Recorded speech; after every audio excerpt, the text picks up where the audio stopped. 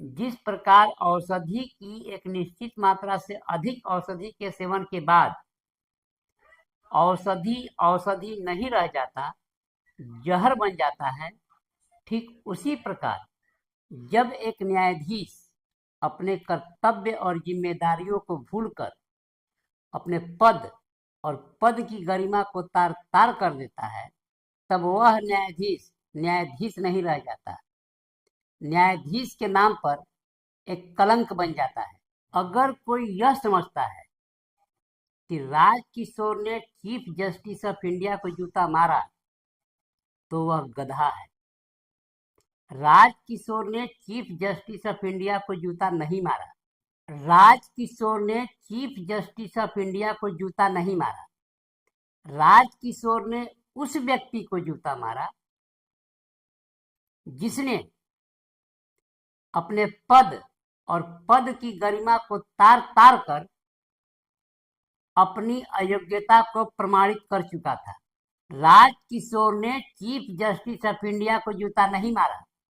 राजकिशोर ने उस व्यक्ति को जूता मारा जिसने उसके आराध्य पर अभद्र टिप्पणी की थी। चीफ जस्टिस की कुर्सी पर बैठ जाने से कोई चीफ जस्टिस नहीं हो जाता। चीफ जस्टिस बनने के लिए उसमें चीफ जस्टिस का गुण भी होना चाहिए।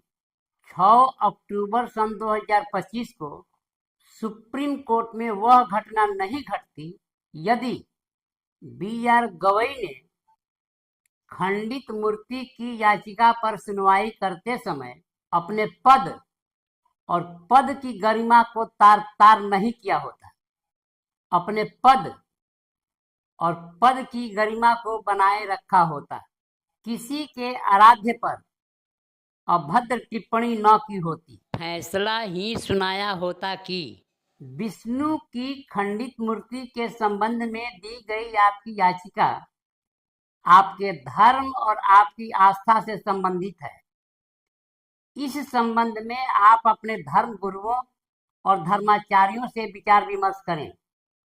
किसी अन्य का आपके धर्म और आपकी आस्था में हस्तक्षेप उचित नहीं, मेरा भी नहीं, किसी का भी नहीं। न्यायालय की भाषा में संक्षेप में कहें तो भारतीय संविधान के अनुच्छेद 25 और 26 के अनुसार विष्णु की खंडित मूर्ति के संबंध में अपनी आस्था के अनुरूप निर्णय लेने के लिए आप, आपके धर्मगुरु और धर्माचार्य स्वतंत्र हैं। इसमें किसी का भी हस्तक्षेप उचित नहीं, मेरा भी नहीं, किसी की भी नहीं। निष्कर्ष यह कि राजकिशोर ने BR गवई को तो जूता मारा, पर चीफ जस्टिस ऑफ इंडिया को नहीं। चीफ जस्टिस ऑफ इंडिया का पद किसी बाई जी का कोठा नहीं, इस देश का सर्वोच्च संवैधानिक पद है। और जो चीफ जस्टिस ऑफ इंडिया अपने कर्तव्य और जिम्मेदारियों को समझता है और उसका पालन करता है, उसे कोई जूता मारे, किसी के बाप की औकात नहीं। चीफ जस्टिस ऑफ इंडिया नहीं रहे, पर नाम ही काफी है।